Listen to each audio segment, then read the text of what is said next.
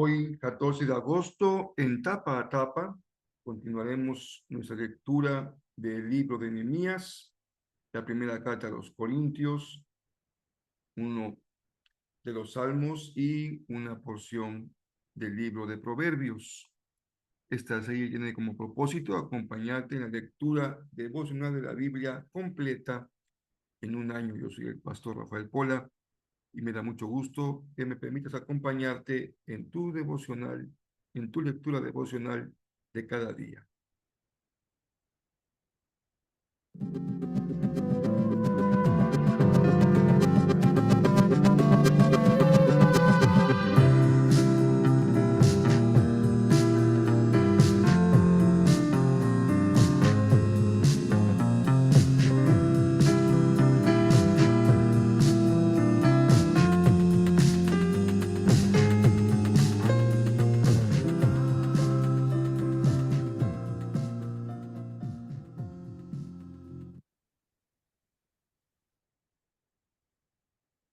Gracias al Señor, ya estamos en el día miércoles 14 de agosto y mayor bendición el que el Señor nos permita continuar nuestra lectura y nuestra meditación compartida de la palabra de nuestro Dios.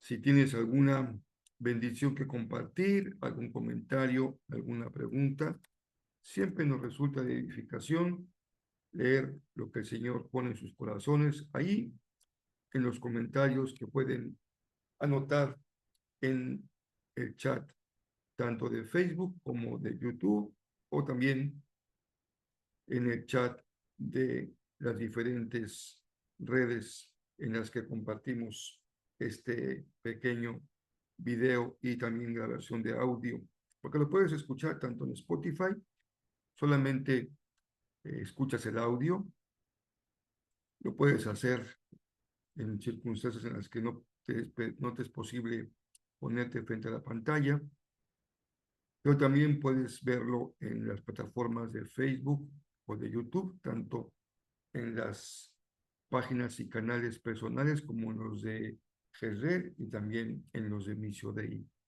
Así que tenemos opciones para compartir nuestra lectura diaria. En este miércoles 14 vamos a compartir la lectura de Nehemías 7, verso 73. Si no están acostumbrados a las anotaciones respecto a los textos bíblicos en donde se encuentran, cuando después del número pequeño 773, en este caso después del 73 aparece una letra, ya sea A o B, en algunos casos C, se refiere a la parte del versículo. En este caso, la B quiere decir que empezamos a leer desde la segunda parte del versículo 73 y llegaremos hasta el capítulo 9, verso número 21. También leeremos 1 Corintios 9, del 1 hasta el 18, y el Salmo 33, la segunda parte, a partir del verso 12 hasta el 22, y por último, Proverbios 21, 11 y 12. Igual, cuando en el caso de Proverbios leeremos dos versículos consecutivos, nada más, como es en este caso 11 y 12, no ponemos un pequeño guión medio, sino usamos una coma. Cuando los versos son más de dos, por ejemplo, que fuese del 11 al 13, el 11 al 14, o incluso más allá, se usa el guión medio para señalar cuál es la porción que incluye nuestra lectura. Pues son pequeños detalles, pero creo que me pueden ayudar a comprender lo que estamos aquí anotando en esta lámina de PowerPoint. Bien, pues vamos entonces, un pasaje muy importante, muy interesante, porque encontramos como Nehemías convoca, ya han tenido una labor que él ha estado dirigiendo respecto a la reconstrucción del muro, las puertas y la vigilancia, para dimensionar de manera correcta la obra emprendida por Nehemías. Diríamos que Zorobabel, disculpen, y el primer grupo regresan para iniciar la reconstrucción y su labor se concentra en el altar, y eso le da una importancia singular en todo. ¿Por qué empezar en el altar y empezar en el templo, en el lugar del templo? Ya tiene un significado. Después ponen los cimientos del templo.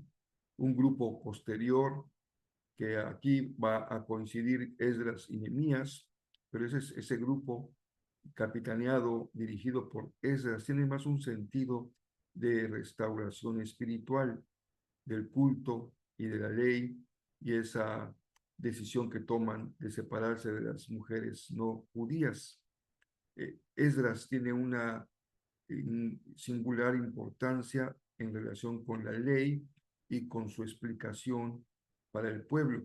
Así que esa es la tarea que le toca a Esdras, diríamos para facilitarlo, que le toca la parte espiritual. Y en el caso de Nehemías es el gran líder civil, social, político, que llega a la ciudad con el objetivo de reconstruir las condiciones materiales de la ciudad, pero esto sin duda incluirá también el aspecto de la convivencia social. Así que esta es la comprensión de lo que estamos aquí leyendo en lo que le toca a Nehemías. Y Nehemías convoca, junto con Esdras, a una gran asamblea para que se escuche la lectura de la ley y su explicación. Dice la palabra para que el pueblo pudiera comprender. Así que adicionalmente a la lectura pública, había lecturas en grupos más pequeños en donde los lectores tenían la función también de explicar lo que la ley significaba. Cuando lo leímos en Esdras, recuerdan que también se señaló que dado que el pueblo hablaba arameo, entonces había que explicarles la lectura de la ley en hebreo, y esto hacía necesaria la labor de los maestros. Junto con la gran lectura de la ley, se celebra una gran fiesta, la fiesta de las enramadas, y hay un acto también público de confesión de pecado, y tanto a niveles personales como a nivel nacional. Y en este acto público de confesión, Esdras eleva una oración al Señor en la que da cuenta no de la historia de Israel, sino de la mano poderosa de Dios en la historia de Israel. Tú puedes compartir tu historia personal de vida, describiendo los acontecimientos que has vivido y para ti más significativos, tus éxitos, tus fracasos, tus alegrías, tus tristezas, tus logros, pero también puedes hacerlo desde la perspectiva de lo que Dios ha estado haciendo en tu vida, cómo Él te ha acompañado, cómo has aprendido acerca de ti mismo y acerca de Dios a través de la manera como Él ha intervenido en tu vida.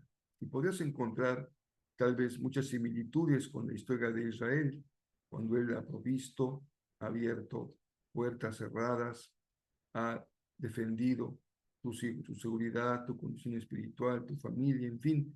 Puede uno leer con detenimiento y encontrar maneras como también eso se refleja en nuestra propia vida. Llegamos al pasaje de Nuevo Testamento, que es la primera carta a los Corintios. Es una carta muy interesante, muy instructiva, porque encontramos una forma de diálogo pastoral entre el apóstol y la iglesia de Corinto. Y por cierto que es una buena forma de hacer teología, de pensar teológicamente. Es el diálogo entre la comunidad de fe y el maestro, o el teólogo, o el pastor, o el guía, el mentor.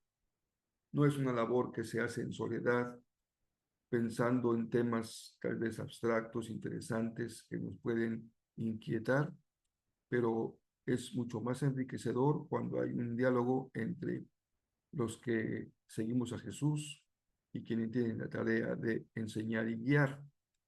Se plantean preguntas y las preguntas dan lugar a que podamos ir aprendiendo juntos, aumentando el conocimiento. Así que Pablo ahora tiene que pasar a otro tema, el tema de su autoridad apostólica.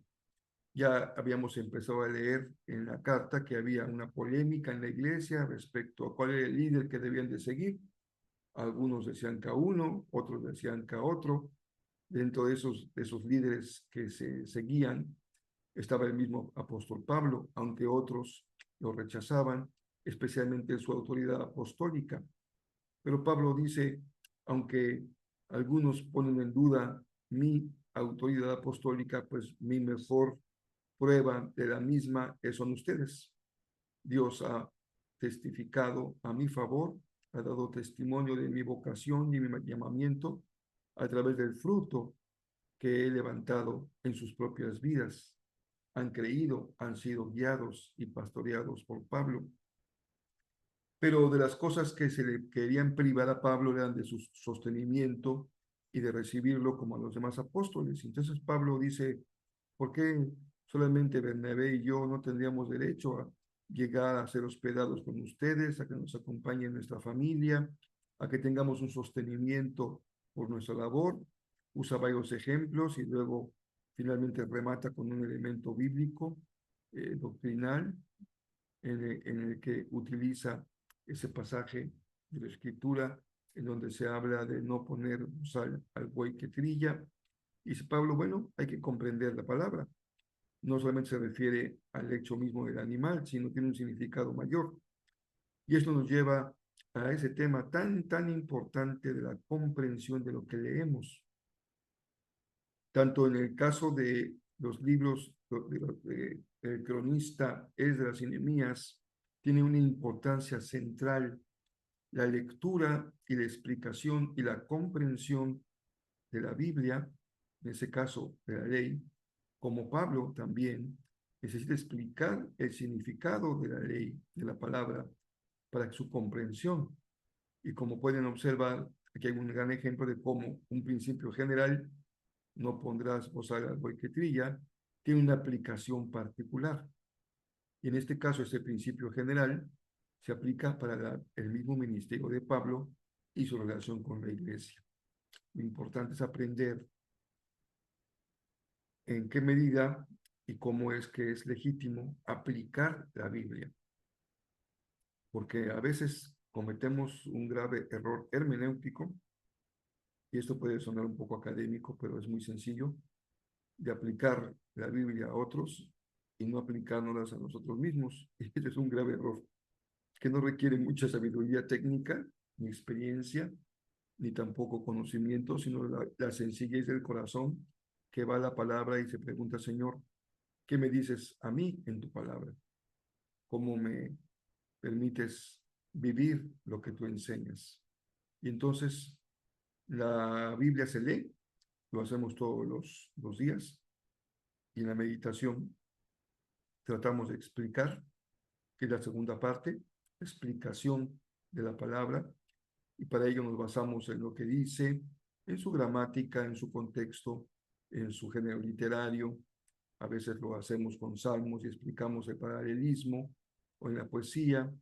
También lo hacemos en proverbios, cuando explicamos que el proverbio tiene una aplicación práctica, tiene un enfoque del resultado de aplicar un principio, y esto ayuda a explicar la Biblia para que lleguemos al tercer punto, que es comprenderla. Tener una comprensión significa lo que dice el sentido del texto, lo que el texto quiere decir y lo que nos quiere decir a nosotros. Y esa es la tarea en la que tenemos que llegar siempre, la aplicación. Recuerden que cuando usamos de forma didáctica la mano para referirnos a cómo se sostiene la palabra, aunque sea digital, cómo se sostiene la palabra, Empezamos diciendo que se escucha y es bueno que uses los recursos de audio de la Biblia leída para que puedas escucharla. Luego la leemos. En tercer lugar, lo que hacemos hoy, la meditamos. En cuarto lugar, la estudiamos. En quinto lugar, la memorizamos y lo que se sostiene al centro y permite que la Biblia no se caiga es que la aplicamos. Y si no llegamos al último paso, es como quedarnos sin que le extraigamos a lo que comemos su verdadero nutriente y aprovechemos lo que estamos comiendo. Así que Pablo dice, yo tengo también los mismos derechos, pero renuncio a ellos. Recuerden también que Nehemías hizo algo parecido. Yo tengo derecho a comer todos los días y que el pueblo me sostenga en mi tarea como líder, como gobernador, pero renuncio a ese privilegio y no solamente lo hago, sino que aporto de mis propios recursos para darle de comer a mucha gente todos los días.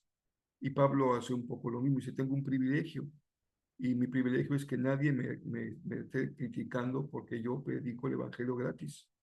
A nadie le cobro, aunque él sabe y reconoce que tiene derecho a eso.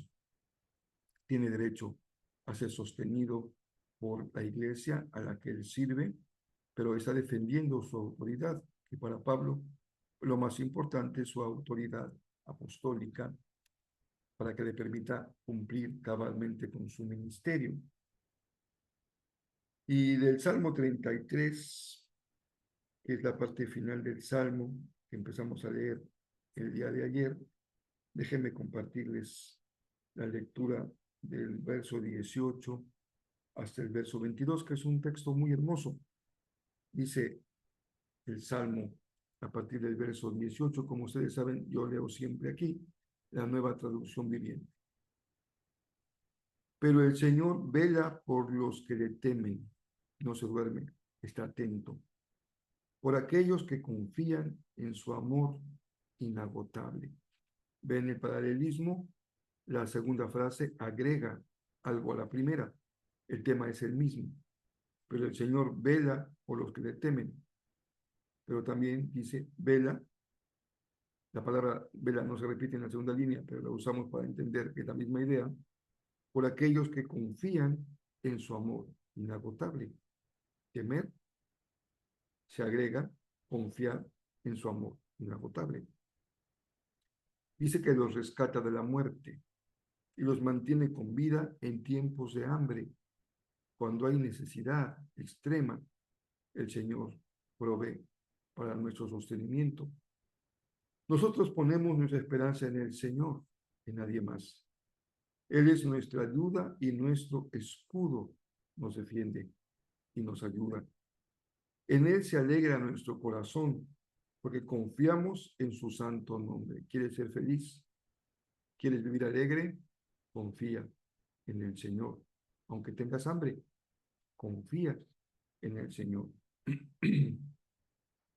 Y termina el verso 22 diciendo que tu amor inagotable nos rodee, Señor, porque solo en ti está nuestra esperanza.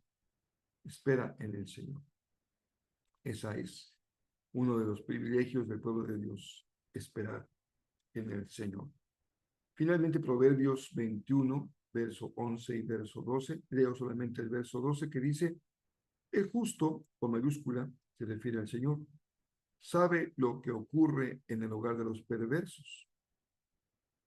Él traerá desastre sobre ellos, porque Dios es un juez justo que castiga la maldad con el propósito de que haya un verdadero arrepentimiento. Querido hermano, hermana, no sé si ya le has abierto la puerta al Señor para que Él entre. Y una de las puertas que a veces le tenemos cerrada al Señor y no queremos que Él entre es la puerta de nuestro hogar. ¿Qué pasa adentro de tu casa? ¿Qué se está viviendo en tu hogar? Nos vemos cada domingo en la casa del Señor y nos gozamos, Nos vemos a veces acompañados por la familia, a veces no, pero generalmente nos saludamos, nos abrazamos, conversamos algunos minutos, pero pocos tenemos la oportunidad de saber qué pasa en el hogar de cada uno de nosotros. Y a veces no tenemos la confianza para abrir nuestro corazón, pero que el Señor te guíe a encontrar una persona, un compañero de oración, un compañero de seguimiento, para que tengas en quién descansar. El domingo veíamos un tema muy profundo y muy interesante. Cuando Pablo habla de Dios como el alfarero, dice, él hace vasos para adorno, así traduce la nueva traducción viviente, y él hace vasos como basureros. Y todos nos encantaría que Dios nos use como adornos en su casa, y pocos nos sentiríamos con el deseo de ser usados como basureros. Pero si Dios te permite un corazón dispuesto a que otros pongan sobre ti sus cargas, y usando esa expresión fuerte de Pablo, ponga en ti su basura, tú no te quedas con la basura para ti, ni permites que tu vida se contamine, pero sí estás dispuesto a hacer de apoyo, a poner tus manos, a escuchar, a poner tus oídos, a poner tu corazón para recibir el dolor de otros, la lucha de otros. Y esto hace que nos ayudemos mutuamente y nos alentemos uno al otro. Porque el Señor conoce lo que hay en el hogar del impío. Y solamente tú sabes qué hay en tu hogar. Cuáles son las heridas, las luchas, las problemáticas, los desacuerdos, las faltas de comunicación, las ofensas. Porque no cabe duda que las ofensas más duras se reciben de los más cercanos. Y porque son los más cercanos, son los que más nos duelen. Pero también, hermanos, salimos del espacio del lugar del que recibe para también ubicarnos en el lugar del que da, porque a veces somos nosotros los que ofendemos, los que lastimamos, los que usamos las palabras como garrotes y nuestro enojo no encuentra otra salida más que la de ofensa. Por eso les invito con mucho cariño a que no se pierdan nuestro próximo curso que tiene como tema las emociones.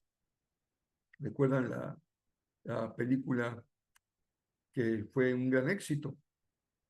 Intensamente o inmensamente, bueno, ustedes saben a cuál me refiero, la de dibujos animados, y pues la número uno era el personaje cuando era niña y luchaba con sus emociones como niña. Después la película 2, que es la más reciente, ya el personaje es un adolescente y entonces lucha con sus emociones como adolescente, pero de acuerdo a nuestra etapa de vida, tenemos diferentes aspectos emocionales con los que tenemos que tratar. Si tú ya eres un adulto en la etapa mediana de vida, cuando ya estás en tus 40, en tus 50, o si ya eres un adulto mayor, o ya eres un adulto muy mayor, nunca dejamos de luchar con nuestras emociones, de vivir con ellas, de aprender a gestionarlas, a tratarlas, a comprenderlas. Y nosotros en Jezreel y en las iglesias que nos acompañan en las meditaciones compartimos la importancia de tener siempre una comprensión integral del ser humano. Somos cuerpo, somos carne, somos inteligencia, pensamiento, razón, somos sentimientos, somos voluntad, somos emociones, tomamos decisiones, actuamos, y en todo ello somos una persona. Y el Señor trata con nosotros no por partecitas. Él no dice, nada más déjame tratar con tu espíritu, sino trata con nosotros. Y Pablo dice, ofrezcan su cuerpo en sacrificio vivo, adoren al Señor con todo lo que son. Y esto incluye nuestras emociones. Entonces, en el curso que empezamos, estamos todavía ajustando detalles técnicos, subiremos a la red de las redes sociales una pequeña introducción a cada tema. Mi hermano Romeo, que tiene la tarea en su vida profesional de ser un psicoanalista, un psicólogo, nos comparte esta perspectiva médica, terapéutica de las emociones. El primer video, que es como una introducción, tiene la parte de distinguir entre emoción y sentimiento. Y el primer video ya propiamente de la clase con la que empezaremos este domingo 18, tratamos el tema del enojo. Tú debes ver el video antes de llegar a la clase, el domingo. Si quieres que alguien comparta contigo la clase, invítalo y llévalo, pero debe de ver el video para sacarle provecho al curso. Y usemos esta bendición de tener recursos didácticos, pedagógicos para enriquecer nuestro aprendizaje. Así que podemos ver el video, repasarlo, tomar notas, incluso escribir preguntas que tengamos sobre lo que escuchamos. Y esto nos va a permitir que al llegar al domingo y tengamos esas actividades didácticas para reforzar la enseñanza y el aprendizaje, le saquemos más jugo, lo más importante, podamos aprender a vivir sanamente y también santamente con nuestras emociones. Así que es algo que hacemos para bendición de cada uno de ustedes y esperamos que sea útil, que sea de bendición. Muy bien. Les agradezco que me han apoyado en estas últimas semanas en oración. Este miércoles yo estoy viajando a la Ciudad de México.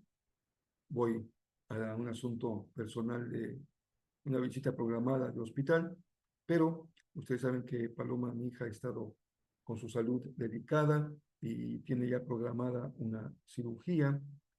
Oremos para que el asunto del seguro se resuelva lo más pronto posible, pero sé que ha tenido que volver al hospital. Oremos al Señor para que todo salga muy bien, esté con ella, la cuide y dirija su vida.